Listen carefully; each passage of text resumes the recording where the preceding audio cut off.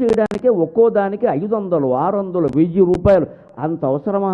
ఇంత చేస్తే జానక్యా కమలామలాంజలిపుటేయా పద్మరాగాయితా, ఈ పరమ మంగళప్రదమైన శ్లోకం దాని మీద ఉండదు. అది లేనప్పుడు నువ్వు ఎన్ని పెళ్ళిళ్ళు చేసినా ఒకటే, అది ఉండదు. అసలు మనకు తెలిస్తే కదా. ఇదిగో ఇంగ్లీషులో వేస్తారు ఇక్కడ, ఎవరి కోసమో తెలియదు ఇంగ్లీష్.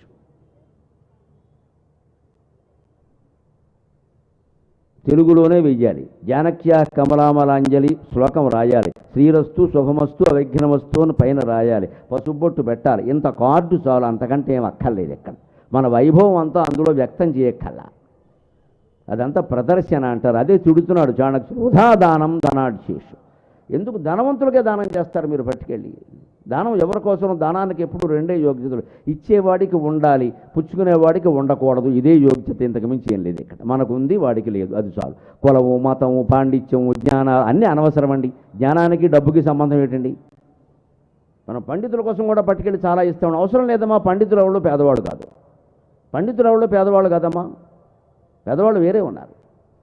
మీరు నిజంగా పండితులకి ఇవ్వాలంటే పండితుల్లోనే పేదవాళ్ళు ఉంటే వెతికివ్వండి, సంతోషం. ఇంట్లో కూర్చుని 4 గ్రంథాలు చదువుకుంటాడు, మంచి మాటలు చెప్తాడు. ఇచ్చిన వాడికే మళ్ళీ ఇస్తూ ఉంటాం మనం.